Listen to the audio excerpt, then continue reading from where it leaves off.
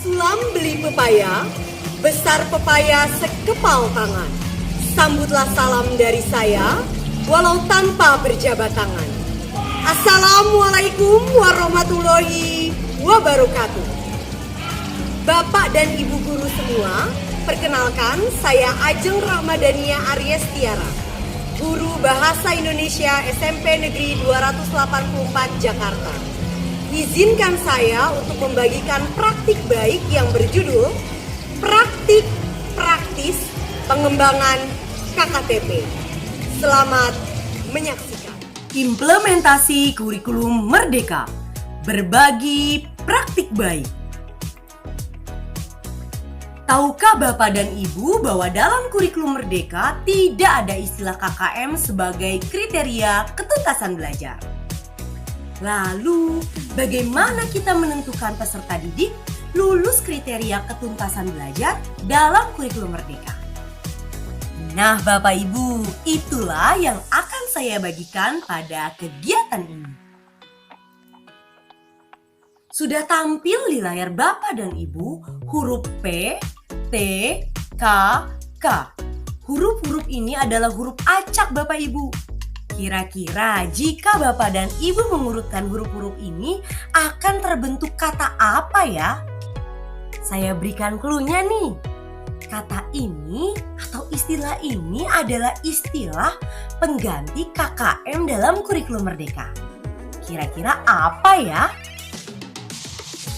Ya, kata itu adalah KKTP. Kriteria ketercapaian tujuan pembelajaran. Saya akan berbagi praktik baik berjudul Praktik Praktis Pengembangan KKTP. Jika Bapak dan Ibu mendengar KKTP, kira-kira apa yang Bapak Ibu pikirkan? Atau apa yang Bapak Ibu ketahui tentang istilah tersebut? Tentu saja Bapak Ibu pasti tahu kan bahwa KKTP ini adalah pengganti KKM. Namun, apakah ada persamaan antara KKM dalam kurikulum 2013 dengan KKTP pada kurikulum Merdeka? Mari kita pelajari bersama. KKTP bertujuan untuk mengetahui keberhasilan peserta didik mencapai tujuan pembelajaran. Perlu digarisbawahi Bapak Ibu, mencapai tujuan pembelajaran. Dengan kata lain, setiap tujuan pembelajaran yang dibuat oleh Bapak Ibu memiliki KKTP yang berbeda. Tentu saja ini berbeda kan dengan KKM. Kalau KKM, Bapak Ibu menilainya dengan intek, daya dukung, kompleksitas, dirata-ratakan. Misalkan bahasa Indonesia tahun ini di kelas 7, KKM-nya 73. Selama setahun kita menggunakan KKM 73. Namun kalau KKTP berbeda ya Bapak Ibu. KKTP berdasarkan tujuan pembelajaran. Jadi setiap tujuan pembelajaran memiliki KKTP yang berbeda. Lalu KKTP dikembangkan saat pendidik merencanakan asesmen dalam menyusun modul ajar. Di dalam modul ajar terdapat komponen asesmen. Kita masukkan KKTP ke dalamnya. Dan KKTP menjadi salah satu pertimbangan dalam memilih atau membuat instrumen asesmen. Lalu, apakah KKTP dan KKM memiliki persamaan? Sepertinya tidak, adik Bapak Ibu. KKTP merupakan penjelasan deskripsi, sedangkan KKM berupa angka. KKTP tidak disarankan menggunakan angka mutlak, misalnya 75, 80, sedangkan KKM menggunakan angka mutlak. Namun Bapak dan Ibu tidak perlu khawatir. Jika dibutuhkan, maka kita diperkenankan untuk menggunakan interval. Misalnya, peserta didik yang lolos KKTP ada di interval nilai 70 sampai 85 atau 85 sampai 100. Lalu, Bagaimana cara yang telah saya lakukan untuk mengembangkan KKTP?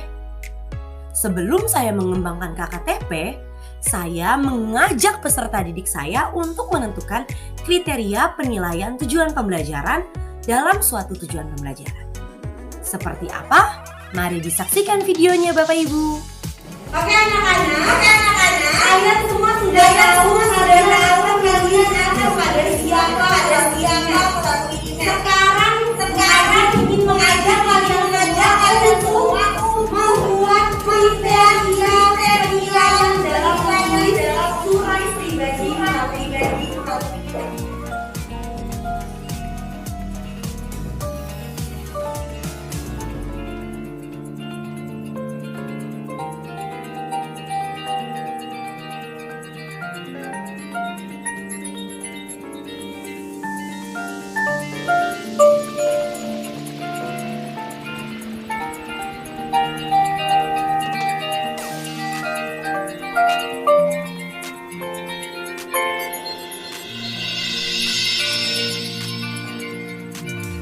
Oke anak-anak, Nah Bapak Ibu, dari video yang Bapak Ibu lihat sudah terlihat bahwa saya turut serta mengajak peserta didik untuk menentukan kriteria penilaian menulis surat pribadi melalui email. Dalam kurikulum Merdeka, kita perlu mengajak dan merangkul peserta didik sebagai subjek pembelajaran.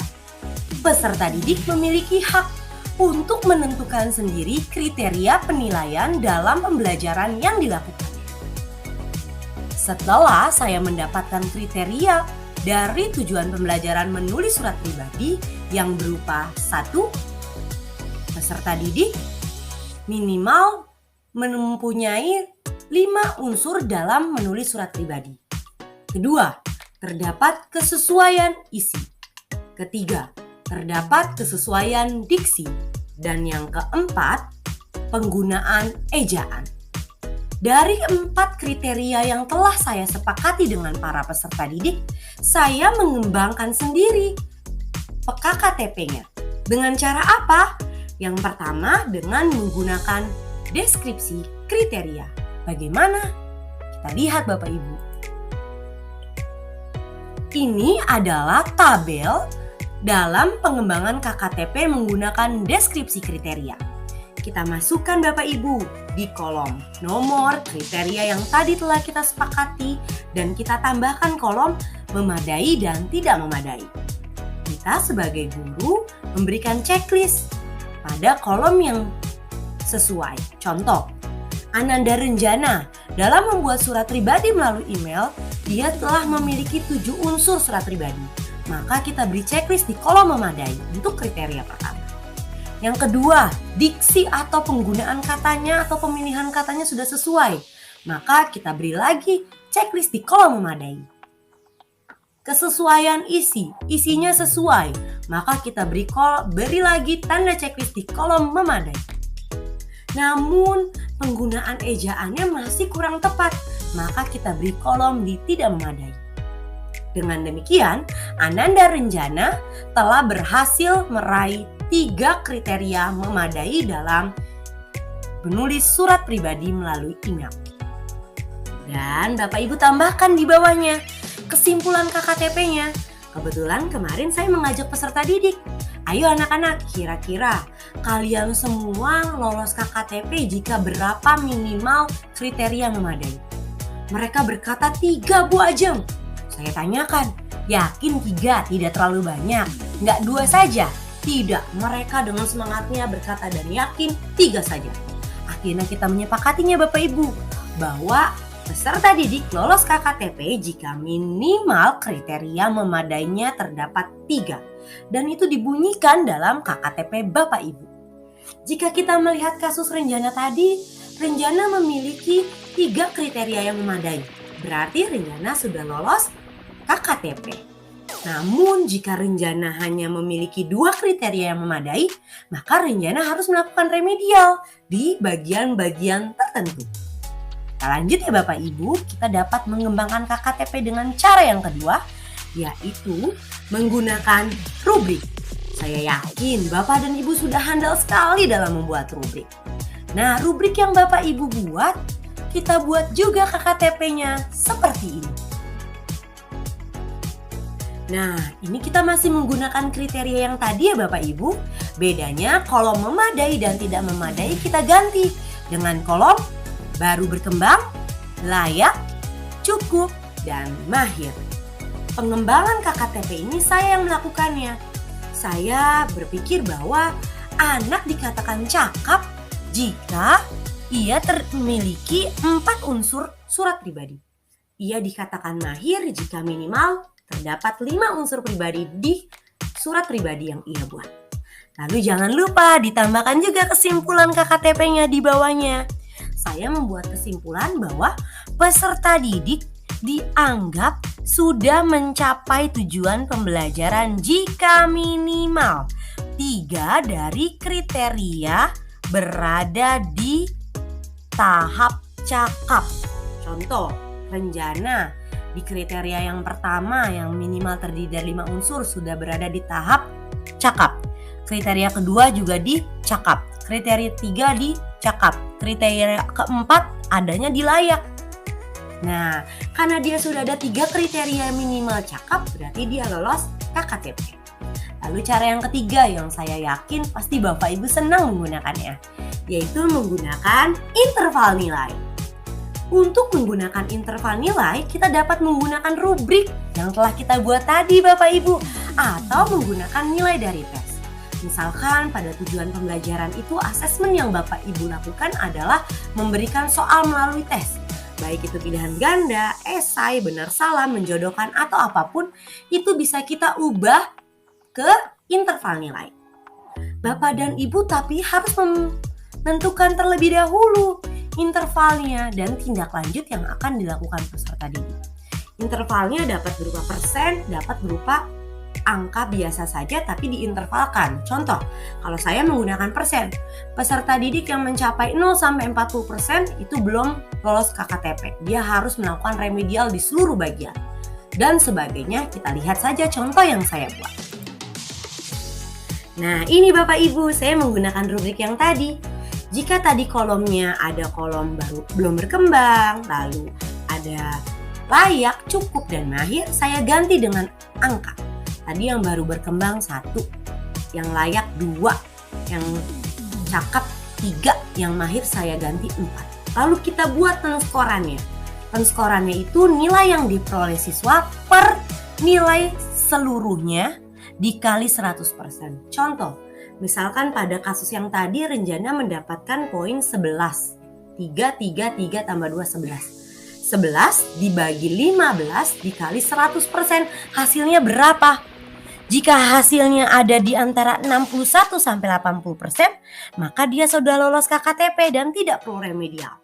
Jika hasilnya mencapai 90%, maka Renjana lolos KKTP dan butuh mendapatkan pengayaan yang lebih lanjut karena ia sudah dianggap mahir Bapak Ibu. Kalau dia ternyata persennya hanya sampai 30%, maka ia belum lolos KKTP, harus remedial dan semuanya harus diremedial dalam menulis surat pribadinya. Nah, bagaimana Bapak Ibu? Mudah kan? Jika Bapak Ibu mengalami kesulitan atau ada pertanyaan, silakan tulis di kolom komentar. Selanjutnya, mari kita berlatih membuat KKTP bersama. Saya memiliki tautan bit.ly/latihan KKTP. Bapak Ibu bisa membuka tautan tersebut dan berlatih bersama-sama untuk membuat KKTP bersama saya. Nanti akan saya komentari loh. Nah Bapak Ibu, demikianlah kegiatan berbagi praktik baik saya dalam praktik praktis pengembangan KKTP. Apabila ada salah kata, saya mohon maaf. Wassalamualaikum warahmatullahi wabarakatuh. Senang karena dapat ikut serta dalam menentukan kriteria unsur surat pribadi.